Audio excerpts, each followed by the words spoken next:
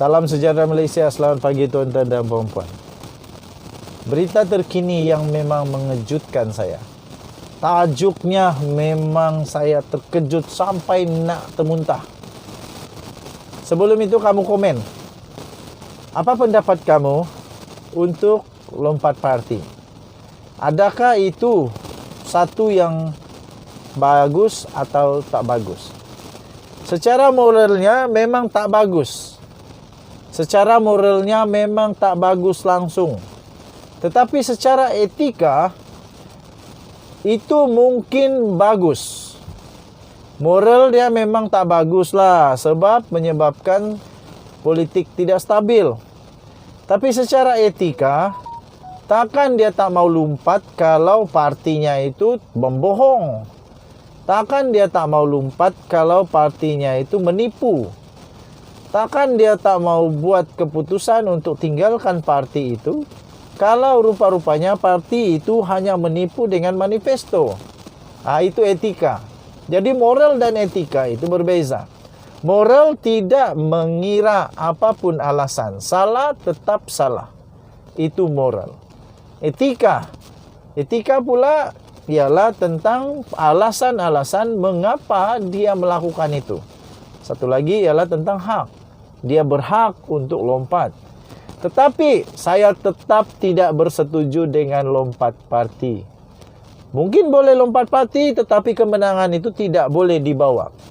Dia hanya boleh lompat, tapi kerusi yang dimenangi itu masih lagi parti yang menang. Mungkin begitu saya setuju. 40 ahli parlimen lompat parti selamat. 25 Julai 2022. 40 ahli parlimen, tuan-tuan dan puan-puan, telah melompat parti. Ini mengejutkan.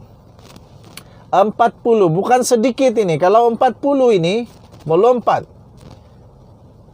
sebuah kerajaan boleh tumbang. Kalau bukan dia punya majoriti 2/3, dia boleh tumbang pada bila-bila masa. Otomatik tumbang lah. Apatah lagi dengan kerajaan sekarang ini yang memang tak ada majoriti besar. 40 ahli parlimen lompat parti itu confirm tumbang. Tapi apa sebenarnya yang berlaku? 40 ahli parlimen lompat parti dalam kurungan selamat. 25 Julai 2022 diterbitkan di dalam sinarharian.com.my. Beritanya begini.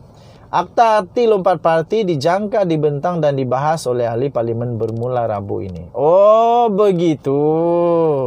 Persoalannya sekiranya akta ini diluluskan kelak, apakah nasib sekurang-kurangnya 40 ahli parlimen yang telah diklasifikasikan sebagai melompat parti selepas pemilihan raya umum ke-14 yang lalu? Jadi, apa pendapat kamu? Adakah mereka selamat atau tidak? Adakah jawatan mereka kekal atau mereka akan kehilangan kerusi yang telah disandang? Untuk mendapatkan laporan penuh, kamu boleh masuk ke dalam sinarharian.com. Baca laporan penuh, laporan khas ini di Sinar Premium. Okey. So, tajuknya 40 ahli parlimen lompat parti selamat dalam tanda 25 Julai 2022 di dalam sinarharian.com. Kamu masuk di sana. Besok, akta anti lompat parti akan dibentang pada hari Rabu, iaitu besok. Jadi persoalan yang paling besar, apakah nasib 40 orang ahli parlimen yang sudah lompat parti ini? Adakah mereka selamat ataupun tidak? Denyut nadi suara rakyat bergema di channel ini. Kita jumpa lagi. Selamat pagi Malaysia. Bye-bye. Salam sejahtera Malaysia. Selamat pagi tuan-tuan dan puan-puan. Berita terkini yang memang mengejutkan saya. Tajuknya memang saya terkejut sampai nak termuntah. Sebelum itu kamu komen. Apa pendapat kamu untuk lompat parti? Adakah itu satu yang bagus atau tak bagus? Secara moralnya memang tak bagus. Secara moralnya memang tak bagus langsung. Tetapi secara etika itu mungkin bagus. Moral dia memang tak bagus lah sebab menyebabkan politik tidak stabil. Tapi secara etika, takkan dia tak mau lompat kalau partinya itu membohong. Takkan dia tak mau lompat kalau partinya itu menipu. Takkan dia tak mau buat keputusan untuk tinggalkan parti itu kalau rupa-rupanya parti itu hanya menipu dengan manifesto. Itu etika.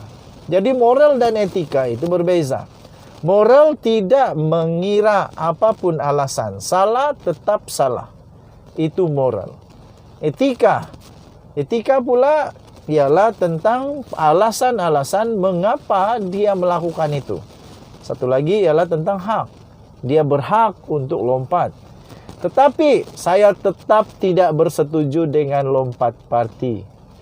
Mungkin boleh lompat parti, tetapi kemenangan itu tidak boleh dibawa. Dia hanya boleh lompat, tapi kerusi yang dimenangi itu masih lagi parti yang menang. Mungkin begitu saya setuju. 40 ahli parlimen lompat parti selamat. 25 Julai 2022. 40 ahli parlimen, tuan-tuan dan puan-puan, telah melompat parti. Ini mengejutkan. 40, bukan sedikit ini. Kalau 40 ini melompat, sebuah kerajaan boleh tumbang. Kalau bukan dia punya majority 2/3, dia boleh tumbang pada bila-bila masa. Otomatik tumbanglah. Apatah lagi dengan kerajaan sekarang ini yang memang tak ada majority besar. 40 ahli parlimen lompat parti, itu confirm tumbang. Tapi apa sebenarnya yang berlaku? 40 ahli parlimen lompat parti dalam kurungan selamat. 25 Julai 2022 diterbitkan di dalam sinarharian.com.my. Beritanya begini. Akta arti lompat parti dijangka, dibentang dan dibahas oleh ahli parlimen bermula Rabu ini. Oh, begitu.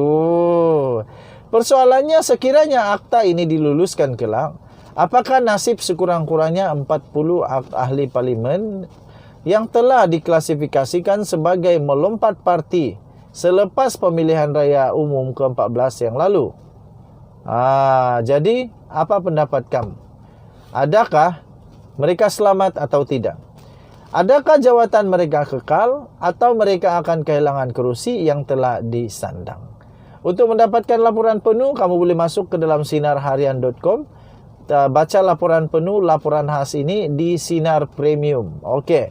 So, tajuknya 40 ahli parlimen lompat parti selamat dalam tanda 25 Julai 2022 di dalam sinarharian.com. Kamu masuk di sana. Besok, akta anti lompat parti akan dibentang pada hari Rabu, iaitu besok. Jadi persoalan yang paling besar, apakah nasib 40 orang ahli parlimen yang sudah lompat parti ini? Adakah mereka selamat ataupun tidak? Denyut nadi suara rakyat bergema di channel ini. Kita jumpa lagi. Selamat pagi Malaysia. Bye-bye.